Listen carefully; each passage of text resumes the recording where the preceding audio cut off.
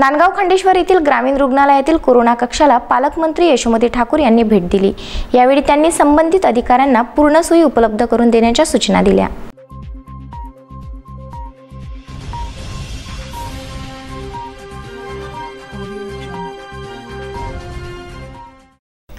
नांदगाव खंडेश्वर येथे स्वतंत्र कोरोना कक्ष स्थापन करण्यात आले आहे। या कक्षेत परप्रांतीय मजुरांना अमरावती जिल्ह्याच्या पालकमंत्री यशोमती ठाकूर यांनी भेट दिली। तेथील संबंधित कर्मचाऱ्यांना पूर्ण सोयी उपलब्ध करून देण्याचे आदेश दिले व नंतर तहसील कार्यालय येथे आढावा बैठक घेतली। पूर्ण बैठकीदरम्यान सर्वच अधिकाऱ्यांमध्ये सोशल डिस्टन्सिंग दिसून आले। बैठकीदरम्यान संबंधित अधिकारी यांनी तालुक्यातील परप्रांतीय मजुरांना व तालुक्यातील पूर्ण जनतेला तात्काळ पूर्ण सोयी उपलब्ध करण्याच्या सूचना दिल्या गेल्या।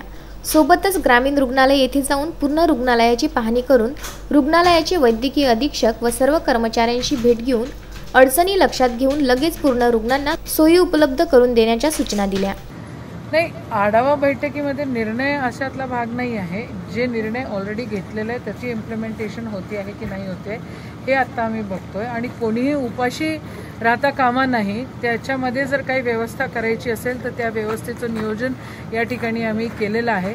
तसं तर सगळे अधिकारी आणि सगळेच जण एकदम तत्परतेने काम करतायत, त्यांचा सगळ्यांचा आभार देखील या ठिकाणी मी मानते आहे। पण उपाशी कोणी राहता कामा नये। एक पॅन्डेमिक आहे आणि हे संकट आहे आपल्या देशावर आणि त्या संकटामध्ये आपण आपलं राजकारण सोडून सगळ्या जणांनी एकत्र येऊन काम करण्याची गरज आहे। तर त्याचं आवाहन करण्यासाठी या ठिकाणी मी आले होते आणि काही अडचणी सांगितल्या तर त्याचं निवारण नक्की करूया। यावेळी जिल्ह्याच्या पालकमंत्री यशोमती ठाकूर यांच्यासोबत धामणगाव रेल्वे विधानसभा मतदारसंघाचे माजी आमदार वीरेंद्र जगताप, तहसीलदार पीजेट भोसले, गटविकास अधिकारी विनोद खेडकर, उपविभागीय अधिकारी चांदूर रेल्वे मनीष गायकवाड, तालुका आरोग्य अधिकारी साहेबराव इंगडे, नांदगाव खंडेश्वर ग्रामीण रुग्णालयाच्या वैद्यकीय अधीक्षिका डॉक्टर प्रवीणा देशमुख, विशेष कार्यकारी पालकमंत्री रणजित भोसले, विशेष कार्यकारी पालकमंत्री प्रमोद कापडे व पूर्ण तालुक्यातील कार्यकारी अधिकारी उपस्थित होते। अजून तर लॉकडाऊन काही कोणी संपलेला आहे असं घोषित केलेलं नाही। जोपर्यंत पुढचा निर्णय होत नाही तोपर्यंत या मजुरांची या ठिकाणी काळजी घेण्यात आताही येत आहे आणि उद्याही त्यांची काळजी या ठिकाणी घेतल्या जाईल।